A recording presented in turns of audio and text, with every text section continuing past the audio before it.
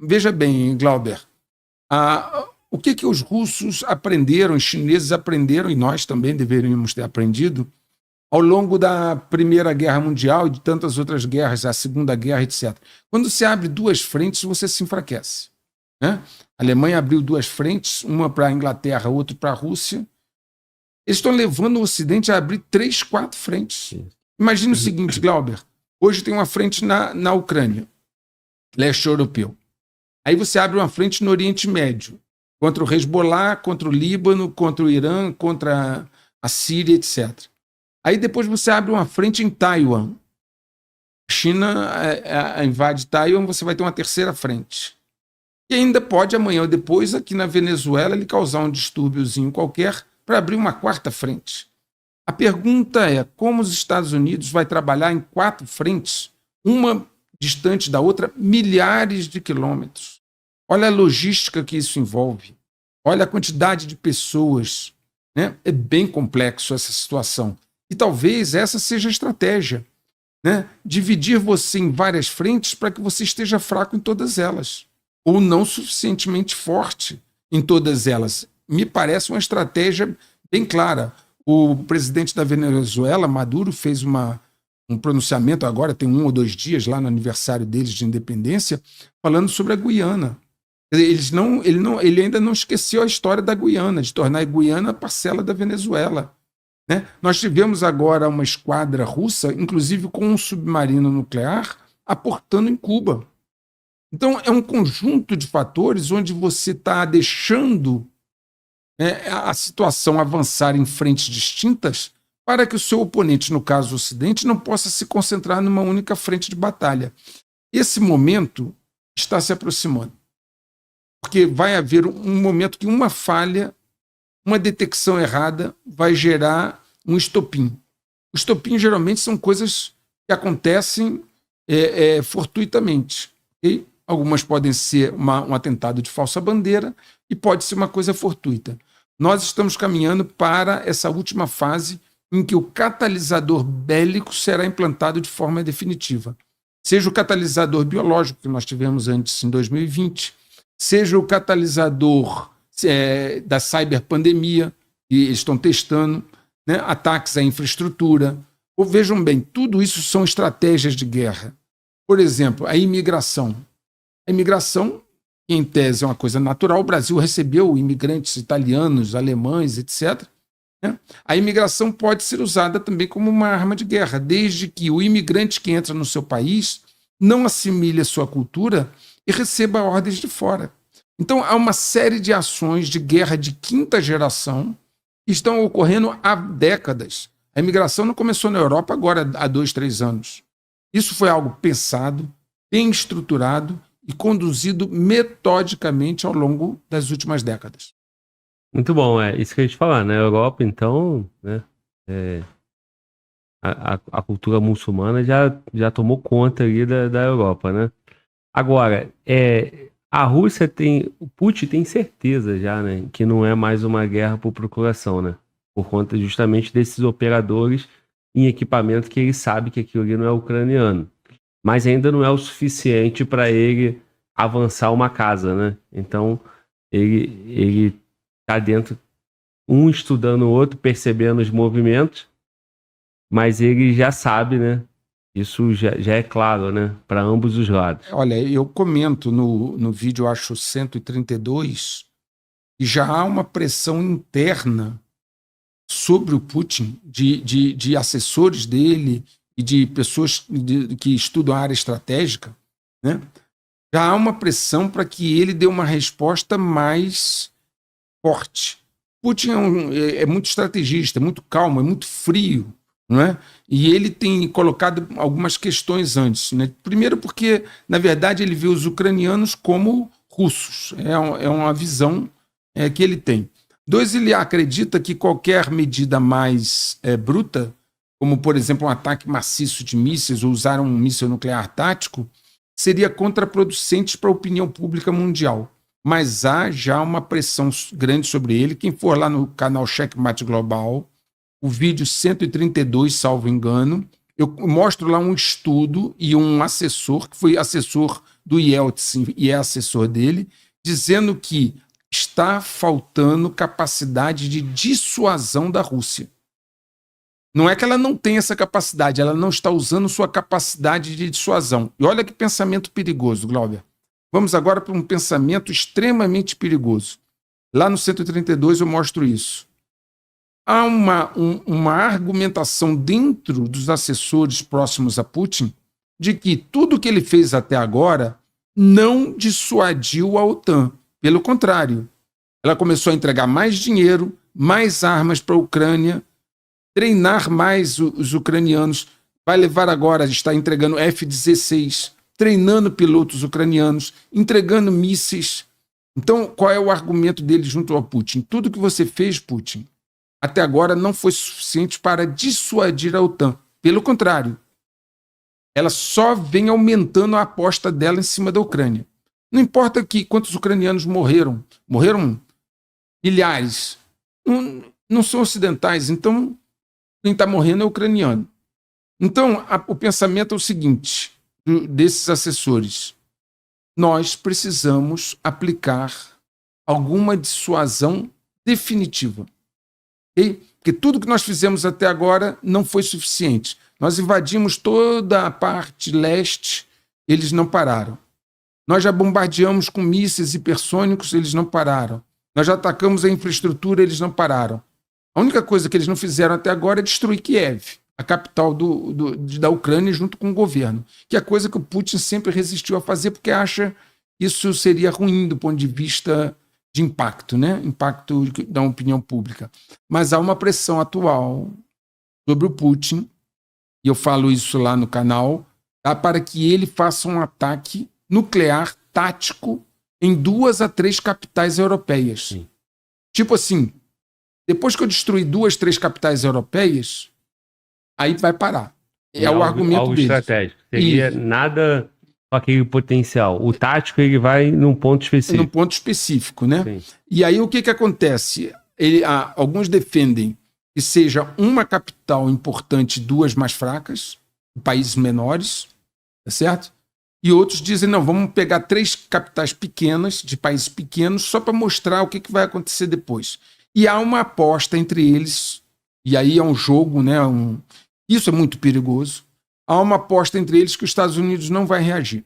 E na hora que você fizer um ataque nuclear tático em 3 capitais europeias, você não atingiu os Estados Unidos, não atingiu os americanos, os Estados Unidos vai arriscar ser destruído por ICBMs, mísseis balísticos intercontinentais, por conta de um ataque limitado. Olha que pensamento perigoso. Hoje, alguns assessores russos pregam e garantem, segundo o entendimento deles, que os americanos vão condenar, vão pular, vão reclamar, mas não vão retaliar de forma nuclear. Por quê? Porque o território americano praticamente nunca foi atingido de forma devastadora, em nenhuma das guerras. E eles não gostariam de ter o seu território devastado. Então eles vão reclamar, vão fazer um monte de coisa, mas retaliar nuclearmente, eles não vão retaliar. É o entendimento de alguns assessores do Putin. Agora você imagina, Glauber, esse pensamento, essa ideia prosperando. Porque cada vez que há um ataque, como teve agora na Crimeia, os banhistas lá, alguns banhistas morreram, crianças morreram, os caras vão no Putin e falam assim, não está funcionando. Essa dissuasão que você está fazendo não está funcionando. Mas nós temos essa aqui, vamos fazer. Até que ponto haverá essa resistência psicológica, né, de dizer não vou fazer, não vou fazer. Até que ponto a própria posição do Putin pode ficar enfraquecida internamente. Essa é uma das nossas maiores preocupações nesse momento. Acompanhar o estado emocional do Vladimir Putin, acompanhar com muito cuidado as suas falas, acompanhar as falas do Medvedev, que é uma espécie de um porta-voz dele para falar duro, e medir essa temperatura. Até que ponto esse pessoal está começando a convencê-lo ou não. Isso é essencial, porque um ataque com armas nucleares táticas na Europa, a 3 capitais, seria algo realmente diferenciado. Bom, se eu entendi, o que você está dizendo é o seguinte, né? Nós estamos num momento estratégico onde está tendo um ajuste técnico, né? Então a OTAN ela está avançando ao mesmo tempo que ela está treinando e testando o poderio bélico da Rússia, né?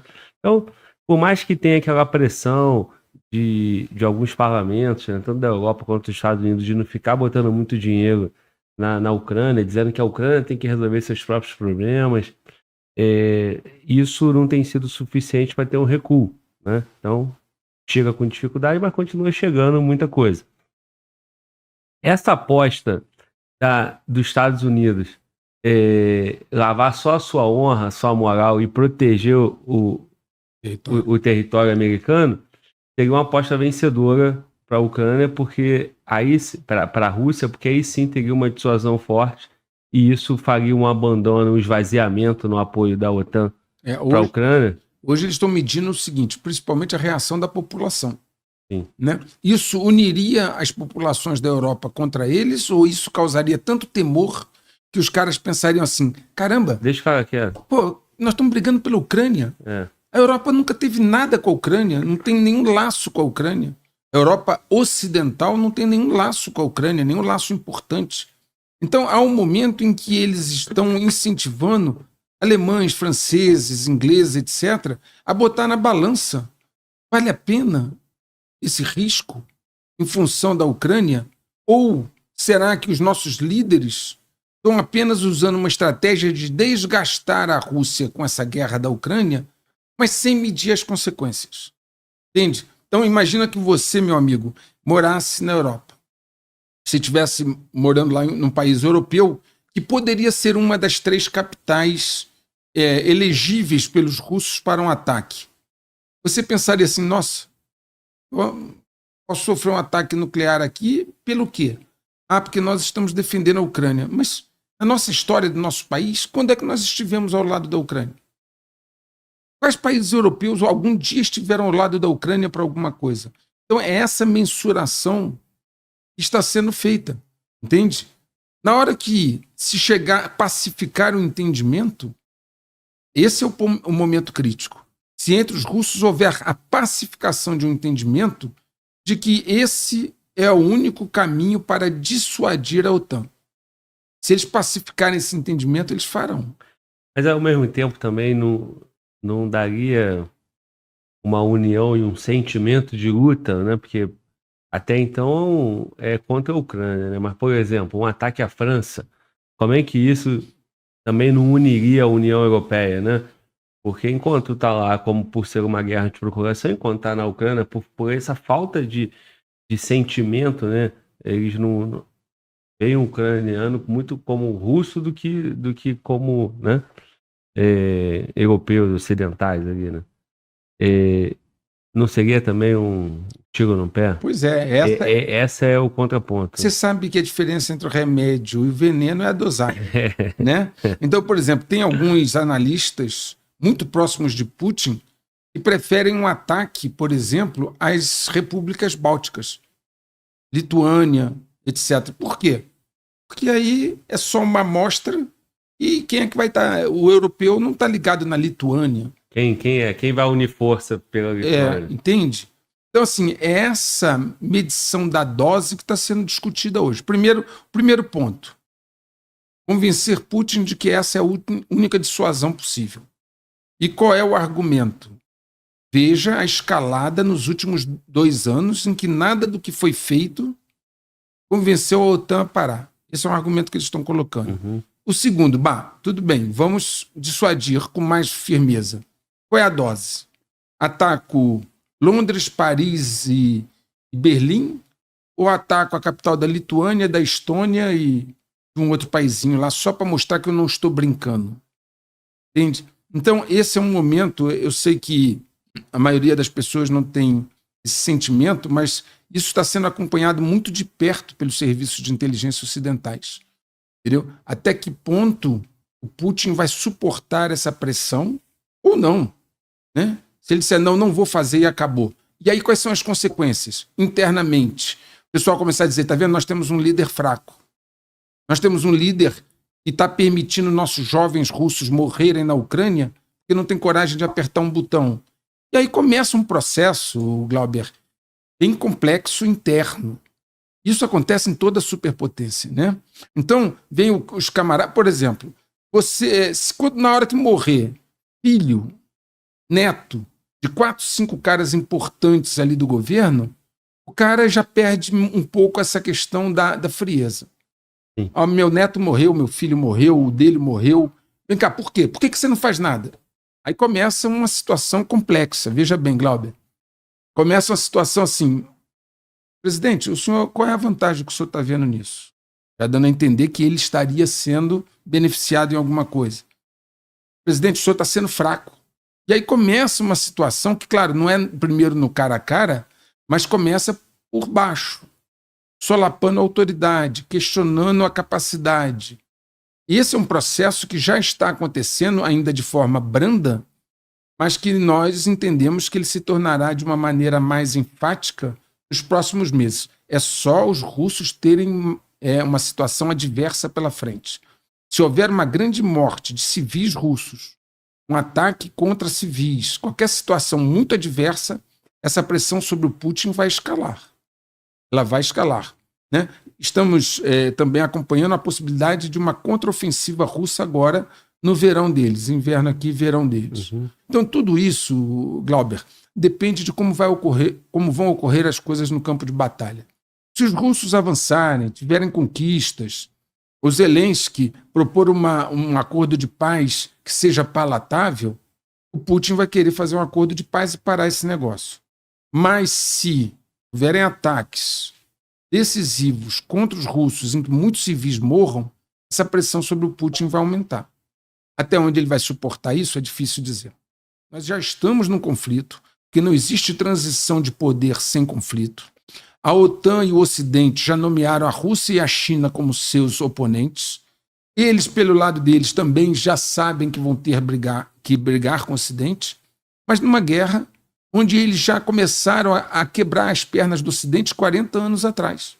Porque imagine uma coisa, Glauber, se nós formos para uma guerra quente, você precisa ter dinheiro para fazer munições, construir novas armas, logística, deslocamento de tropa. Os Estados Unidos precisa deslocar tropas e recursos em outro continente, não dentro do território dos Estados Unidos. Isso tudo demanda recurso e demanda também prontidão militar, que é um dos grandes problemas que nós estamos enfrentando hoje no Ocidente, a prontidão militar, né?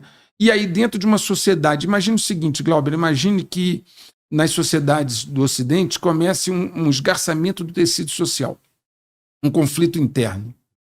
Você teria as populações do Ocidente, seja da Inglaterra, dos Estados Unidos, da França, da Alemanha, né, em conflito entre si, o que os enfraquece, enquanto o inimigo apenas olha e fica esperando você terminar de se matar para ver o que vai acontecer.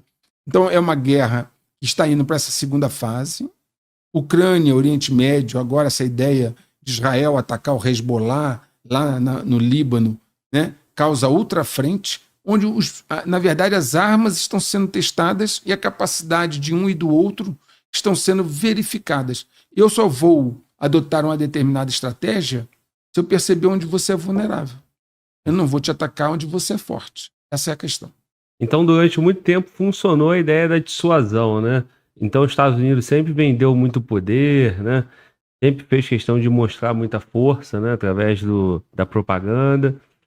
Só que nós já superamos essa etapa, né? Se por um lado, né, China e Rússia, né, e os aliados ali, Oriente Médio e tal, Irã, todo mundo ficou se preparando, destruindo isso, né? Dentro da cultura ocidental, chegou o momento que eles já estão em fases de afinamento, né? Para saber quem está na vantagem, né? Me parece que quem está na vantagem é Rússia e China, né? Já que eu estou causando uma confusão, né, interna ali, né? Já mudei a cultura, né? Nesse ataque, né? Da torre, do bispo e do cavalo, não é isso? Exato. Você tem a cultura, o ethos, né? Se você olhar para o Ocidente, com essas questões de uma certa perda, né, do vigor dos homens. Os homens, o cara que era vigoroso, que era considerado assim um cara muito macho, começou a ser mal visto. Então, mas quem é que vai defender uma nação na hora que começa a confusão? Vamos lá, Glauber. Quem esteve à frente quando deu o desastre lá no Rio Grande do Sul? Foram os homens que realmente entraram na água, pegaram, levaram, né? Então, o que acontece? Enquanto esses países, que eu já falei aqui, veja bem, eu gostaria de deixar isso claro, Rússia e China não são amigos. Apesar de falar que são, não são. Eles têm uma aliança estratégica sem limites de oportunidade. O inimigo do meu inimigo é meu amigo. Sim. Chinês não gosta de russo, russo não gosta de chinês, mas eles precisam estar juntos para esse combate. Agora, por exemplo, com a Coreia do Norte. A Coreia do Norte não tem nenhum amor pelos russos, nem o inverso. Mas um precisa do outro. Os russos vão entregar para a Coreia do Norte alimentos, combustível, e a Coreia do Norte vai retribuir com armas. Então, assim, são acordos estratégicos de oportunidade.